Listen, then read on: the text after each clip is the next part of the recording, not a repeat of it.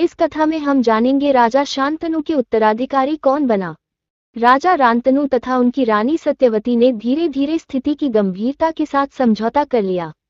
उचित समय के पश्चात रानी ने 2 राजकुमारों को जन्म दिया, जिनके नाम रखे गए चित्रांगद तथा विचित्रवीर्य।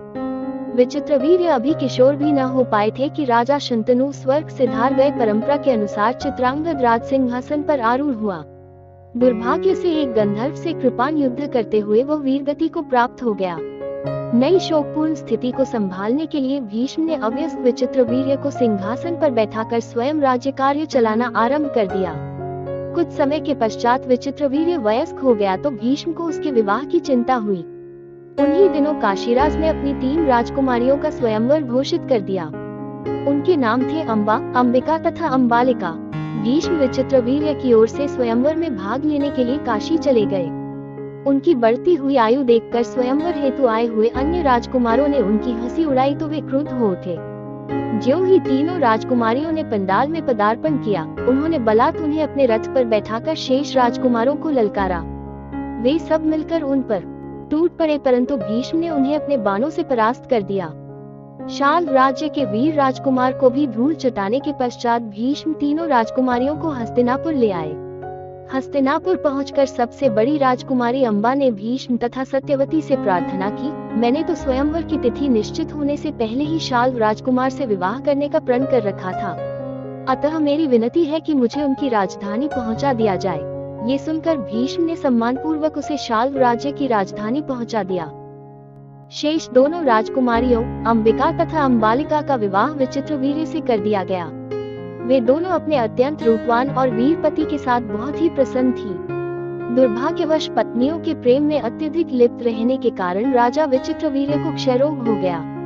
कोई उपचार तथा इलाज उन्हें रोग मुक्त न कर सका तथा वे अचानक स्वर्ग से धार गए।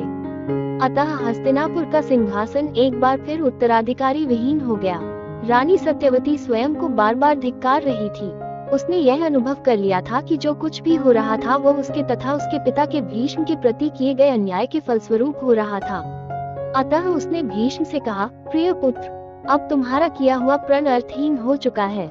मेरी कोख से जन्मे तुम्हारे दोनों भाई स्वर्ग से धार चुके हैं तथा सिंहासन पर अब तुम्हारा ही अधिकार है। अतः सिंहासन पर बैठकर अपने भाई की विधवा रानियों से विवाह कर लो। तुम्हारी शपथ में ये बात भी शामिल है कि तुम राज सिंहासन की रक्षा हेतु सब कुछ करोगे। अतः पुत्र, मेरे आदेश का पालन करो। मैं तुम्हें तुम्हारी शपथ से सर्वथा मुक्त करती हूँ। भीष्म ने माता सत्यवती के चरण छूकर विनयपूर्वक कहा, पूज्य माता जी, मुझे शपथ भंग करने की जरूरत नहीं, क्योंकि एक विकल्प अभी और है। आपकी कोख से जन्मा एक न पुत्र अभी जीवित है। कौन है वह पुत्र? रानी ने पूछा। महर्षि व्यास, भीष्म ने उत्तर दिया। सत्यवती को व्यास जी की याद आ गई, जिन्हें उसने अविवाहित अवस्था में ही जन्म दिया था। यह वही व्यास मुनि थे जिन्होंने बाद में प्रस्तुत महाकाव्य महाभारत की रचना की। अतः रानी ने तुरंत व्यास जी को संदेश भेजकर हस्तिनापुर दरबार में बुला लिया। व्यास जी तुरंत कौरव राज्य की राजधानी पहुंच गए। राजमहल में प्रवेश करके व्यास जी रानी सत्यवती के कक्ष में पहुंचे तो उन्हें देखते ही वह फूट फूट कर रोने लगी। फिर रानी ने सारी घटनाओं का वर्णन करके गतिरोध के कारण उपस्थित हुई आपात स्थिति को स्पष्ट किया। महर्षि ने रानी को धैर्य बंधाते हुए कहा, पूजनीय माता जी, आप तनिक भी चिंता न करें। मैं आपका पुत्र पहले हूँ तथा ऋषि बाद में। निसंकोच आदेश दीजिए कि मुझे क्या करना है। मैं आपके आदेश का अक्षरशः पालन करूँगा। रानी बोली, भीष्म ने घोर शपथ ले रखी है और वह सिंहासन पर बैठने के लिए तैयार नहीं है। उसकी शपथ मेरे और मेरे पिताजी द्वारा राजा शांतनु के साथ मेरे विवाह के लिए रखी गई शर्त का परिणाम है। अतः मैं उसे अपनी शपथ तोड़ने के लिए नहीं कह सकती। परंतु पुत्र, तुमने तो कोई शपथ नहीं ले रखी, अतः यह मुनियों के वस्त्र त्याग कर हस्तिनापुर के सिंहासन पर आरूढ़ हो जाओ। रानी ने पुनः कहा, क्या इस समस्या को सुझाने का और कोई मार्ग नहीं है? यदि मैं राजा बन गया तो एक फलतः मेरी सारी आध्यात्मिक उपलब्धि शून्य होकर रह जाएगी। व्यास जी गृहस्थ बन जाऊंगा। ने तर्क दिया। तो फिर विचित्रवीर्य की विधवा रानियों की कोख से हस्तिनापुर के सिंहासन के उत्तराधिकारी उत्पन्न करो, रानी ने आदेश दिया। अतः व्यास जी के राजमहल में ठहरने का प्रबंध कर दिया गया।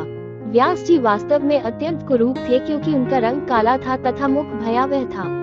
अतः जब अंबिका को उनके कक्ष में भेजा गया तो भय के मारे उसने अपनी आंखें ही बंद कर ली। उसके कक्ष से लौटने पर व्यास जी ने रानी सत्यवती को बताया कि अंबिका का पुत्र एक वीर योद्धा तो होगा परंतु वह दृष्टिहीन होगा। तत्पश्चात रानी सत्यवती ने अंबालिका को व्यास जी के कक्ष में भेजा। मुनि का भयानक चेहरा देखकर उसका रंग पीला पड़ गया। अतः उसके वापस जाने के पश्चात व्यास जी ने रानी सत्यवती को बताया कि अंबालिका के पुत्र का रंग पीला होगा, यद्यपि वह भी एक वीर योद्धा होगा।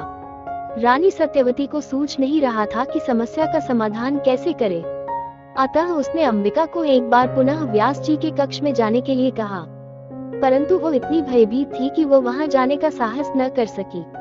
अतः उसने अपनी निजी दासी को अपने स्थान पर मुनि व्यास के कक्ष में भेज दिया। अंबिका की दासी बहुत समझदार तथा निर्भय थी। वो उत्साहपूर्वक मुनि के कक्ष में गई तथा उसने निर्भय होकर श्रद्धापूर्वक उनके साथ समागम किया। अतः उसके वापस लौटने पर मुनि ने रानी को बताया कि दासी का पुत्र बहुत मेधावी, व्यवहार कुशल तथा राजनीतिक मामलों में सिद्धहस्त होगा। यही नहीं, वो अपनी माता को दासत्व से मुक्त कर देगा तथा वह हस्तिनापुर राज्य का प्रधानमंत्री भी बनेगा। उसकी कुशल नीतियों तथा प्रतिभा के फलस्वरूप हस्तिनापुर राज्य के प्रभाव को 4 चांद लग जाएंगे तथा इसके क्षेत्र में खूब वृद्धि होगी और हर व्यक्ति उसकी योग्यता की प्रशंसा करेगा। तत्पश्चात महर्षि व्यास अपने आश्रम को लौट गए तथा उचित समय के पश्चात तीनों महिलाओं ने एक एक पुत्र को जन्म दिया। अंबिका का पुत्र अंधा था जिसका नाम धृतराष्ट्र रखा गया। अंबालिका ने एक पीले वर्ण वाले पुत्र को जन्म दिया जिसका नाम पांडु रखा गया। अंबिका की दासी के पुत्र का नाम विदुर रखा गया। तीनों बालकों का लालन पालन एक साथ राजकुमारों की भांति होने लगा। ये कथा सुनने के लिए आपका बहुत बहुत धन्यवाद। अगर कथा अच्छी लगी हो तो वीडियो को लाइक, शेयर और चैनल को सब्सक्राइब जरूर करें। कमेंट में राधे राधे जय श्री कृष्ण लिखना ना भूलें।